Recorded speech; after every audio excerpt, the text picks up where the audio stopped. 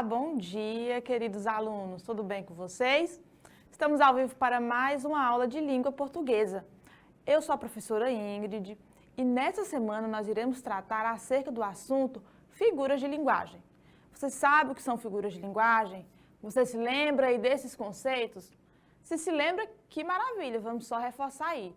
Se não se lembra, nós iremos hoje relembrar esses conceitos que vocês já viram aí durante a caminhada escolar e relembrar mesmo aquilo que é necessário a gente aplicar no momento em que nós formos aplicar o sentido do texto, certo? Então tá, vamos lá? Vamos primeiro ao nosso conceito no slide? Vem comigo. Figuras de linguagem, o que é? São palavras ou expressões conotativas. Portanto, apresentam um sentido que ultrapassa a linguagem comum, literal ou denotativa. Então, veja bem, se você relembrar aí no seu pensamento, na sua cabeça, na semana passada, qual foi o nosso assunto? Não foi semântica? E o que foi que eu trouxe na semântica para vocês? Que a semântica é a área da linguística que estuda o sentido da palavra no texto. E dentre aí desses assuntos da semântica, as figuras de linguagem estão completamente relacionadas. Porque se você voltar aí mais um pouco e se lembrar, eu tratei de que um dos aspectos da semântica era a conotação e a denotação. E o que é a conotação? A conotação é o sentido que está além daquele dicionarizado da palavra. E é a isso que a figura de linguagem está relacionada.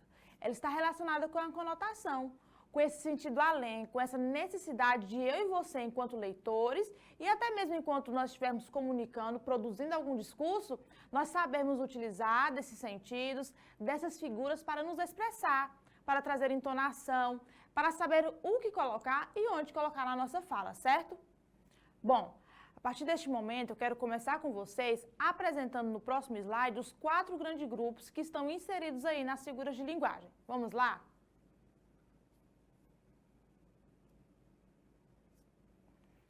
As figuras de linguagem estão divididas em 4 grandes grupos, sendo eles figuras de palavras, figuras de pensamentos, figuras de sintaxe e figuras de som. Pois bem, então vamos aqui relembrar. O nosso assunto hoje é figuras de linguagem e dentro das figuras de linguagem nós temos 4 grandes grupos, que são esses que eu acabei de listar para vocês. Além disso, dentro de cada grupo desse, nós temos aí alguns aspectos, nós temos aí algumas classificações das figuras de linguagem. E a partir desse momento nós iremos começar a classificá-las. Vamos lá? Começando pelas figuras de palavra, nós temos aí primeiro comparação, relação de igualdade entre 2 elementos, com a presença de conjunção comparativa. Exemplo, ler é como voar sem sair do chão. Veja bem, o que é o ato da leitura? Não é o ato de você acessar um livro, observar ali a constituição de um texto, saber ler aquela palavra e depreender dali um sentido, um assunto? Isso é ler. E aí o nosso autor, exemplificando aí a figura de linguagem da comparação, o que ele trouxe? Que ler é como voar sem sair do lugar. E aí nós vamos observar que o que significa realmente voar. Não é o ato da pessoa, não traz aquele sentido de liberdade, de sair de um lugar para o outro, de ir para onde quiser? Pois bem, por meio da conjunção comparativa como, o nosso autor aí exemplificou que a leitura ela é comparada ao ato de voar, sem necessariamente nós sairmos do lugar. Ou seja, por meio da leitura nós conseguimos alcançar outros mundos, outros lugares, ir a outros entendimentos. Então aí a comparação, ela veio trazer essa relação. E aí eu preciso que você esteja atento, porque a figura de linguagem comparação, ela exige que haja aí essa conjunção comparativa, que como no exemplo nós temos aí a conjunção como.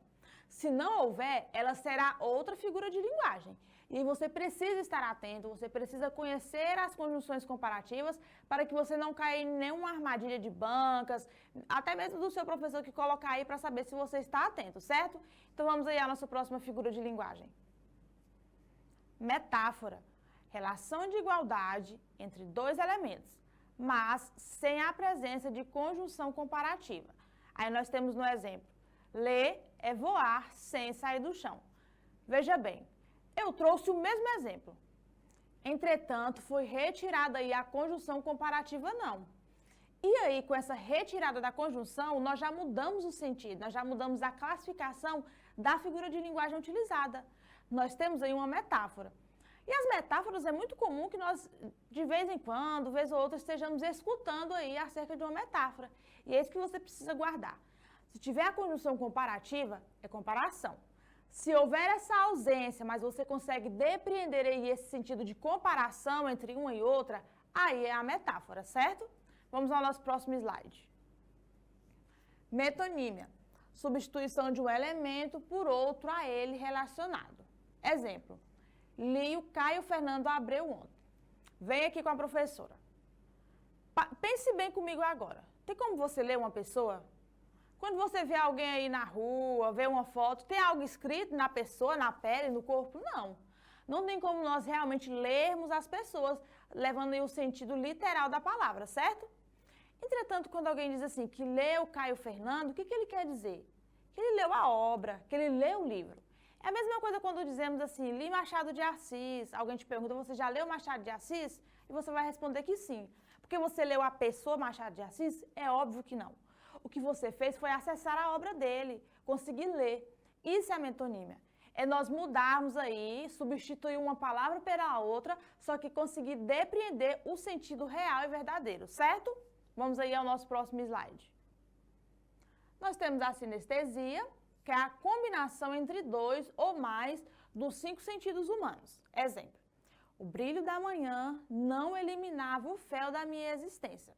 Veja bem que eu coloquei na figura do nosso slide uma mocinha, ela está tampando a boca e na outra figura ela está tampando o olho. Então vamos lá, o que é a sinestesia?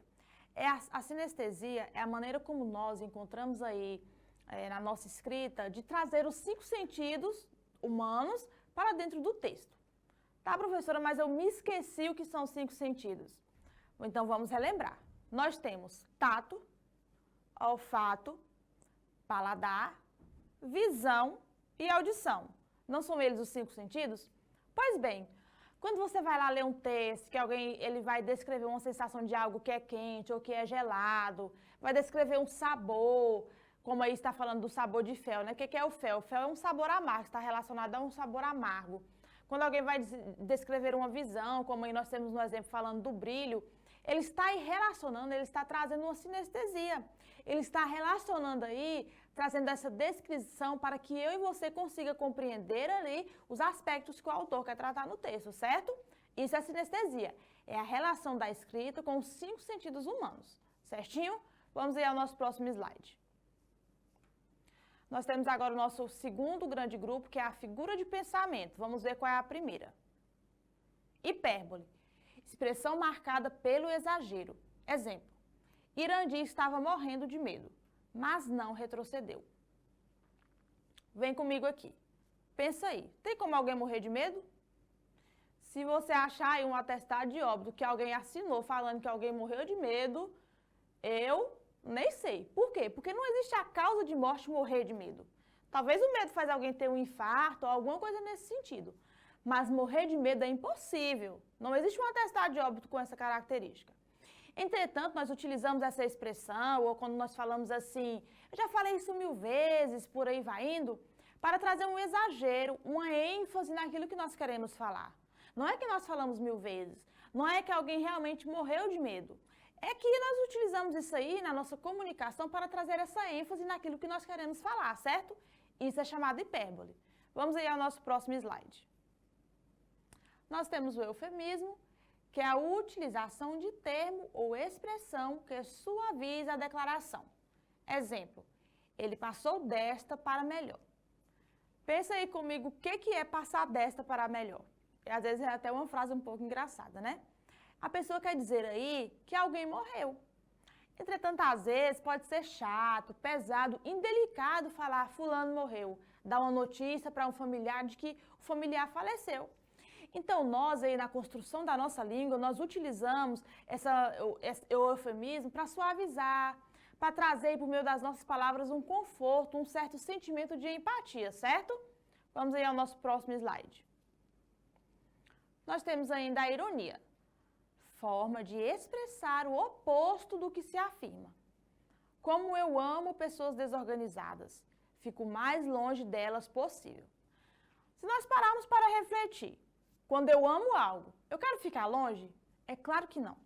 Então, quando aí o nosso autor, ele exemplifica dizendo como eu amo pessoas desorganizadas, por isso busco ficar o mais longe possível, ele está trazendo uma crítica, está usando de um humor, de uma sátira, para trazer aí esse sentido da ironia, para ironizar o fato das pessoas serem desorganizadas e ele não conseguir conviver com isso, certo? Vamos ao nosso próximo slide. Prosopopeia, personificação de seres irracionais ou de coisas. Exemplo, a porta invejava a minha janela. Olha para essa porta que está aí perto de você. Tem como uma porta ter inveja? Tem como esse sentimento que é próprio da natureza humana estar em uma porta, estar em um animal, em um objeto? É claro que não. Contudo, aí na língua portuguesa nós utilizamos essa personificação, essa humanização aí de alguns seres, né, de objetos principalmente, para trazer essa proximidade, para que a gente compreenda aí, né, mais essa relação de sentido, para que a gente consiga aplicar no texto, certo? Vamos aí à nossa próxima figura de linguagem. Nós temos agora as figuras de sintaxe. A primeira é a elipse, palavra ou expressão implícita na estrutura do enunciado. Exemplo, no automóvel, 3 pessoas. Eu, meu amigo e meu irmão. Quando eu digo assim, no automóvel, 3 pessoas, o que eu quero dizer? No automóvel, 3 pessoas, o quê, professora? Essa vírgula que você está observando aí no nosso exemplo, logo após no automóvel, ela vem implicitar, esconder uma palavra. Que aí, de acordo com a organização do período, da frase, da oração, nós conseguimos compreender, deduzir que essa palavra existe ali. Se nós colocarmos, não está errado. Mas aí, por uma questão de estilo, de desejo de quem escreveu ou de quem escreve, ele vai omitir por meio da vírgula. E qual palavra poderia estar ali? Nós poderíamos dizer assim, no automóvel estávamos 3 pessoas. Não poderia? Porque realmente essas pessoas estão no automóvel. Esse é o sentido da oração para nós, certo? Então vamos aí à nossa próxima figura de linguagem. E nós temos as figuras de som, que o exemplo que eu trouxe para vocês, que é o mais recorrente aí, é a onomatopeia. Palavra cuja pronúncia imita o som produzido por determinados seres. Exemplos, o tic-tac do relógio era ensurdecedor.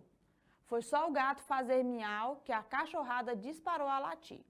Aí eu coloquei algumas figuras aí para vocês verem, né? O psiu, que se refere a um silêncio.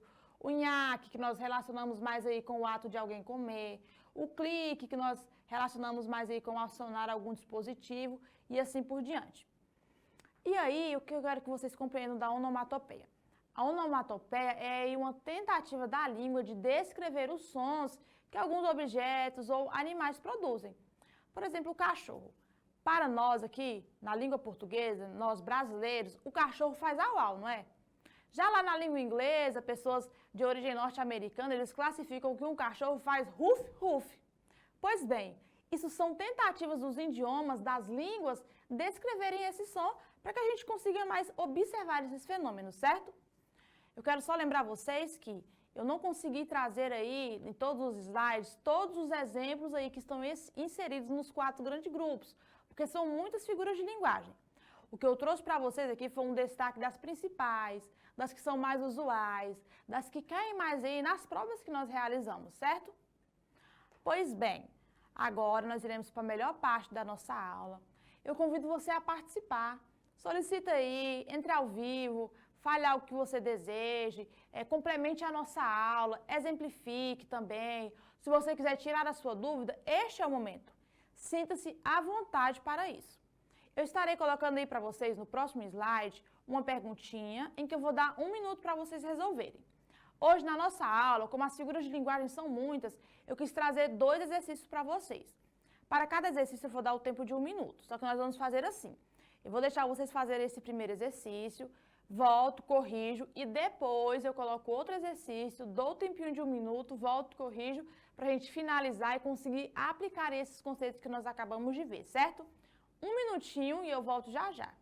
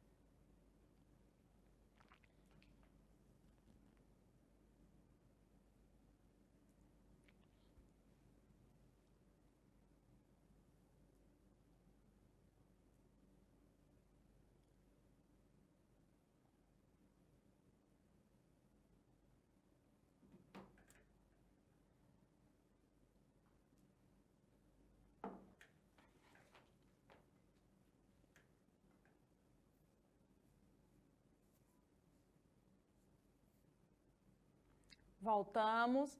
Vamos lá fazer sempre como é a nossa dinâmica que eu oriento você. Primeiro vou ler o enunciado, observar as opções e aí já com o meu cérebro aí, ó, preparado para saber o que ele tem que achar, nós iremos para o texto. Vem comigo. Número 1. As propagandas são gêneros textuais que frequentemente se utilizam das figuras de linguagem para transmitir uma mensagem ao leitor de forma mais expressiva. O texto em destaque no outdoor emprega qual figura de linguagem? Letra A, metonímia. Letra B, antítese. Letra C, metáfora. Letra D, ironia.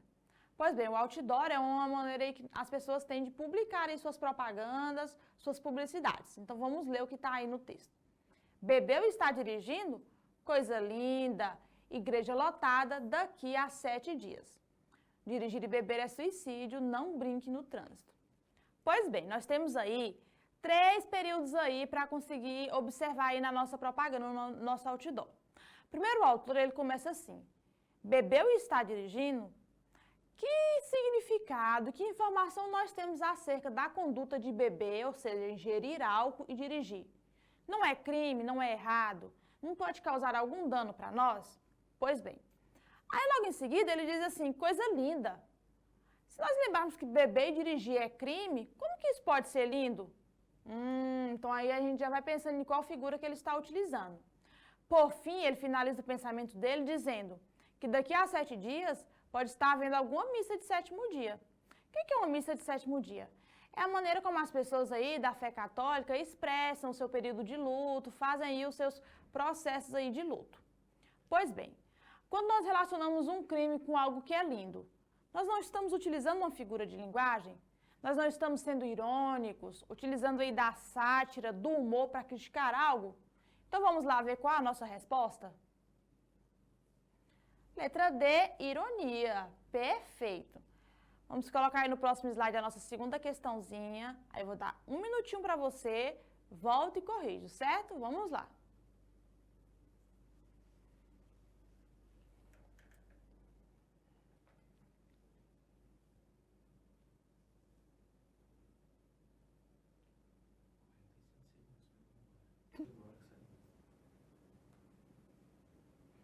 Voltei. Vamos colocar aí o nosso texto em tela cheia, vamos ler o enunciado e depois observar o texto.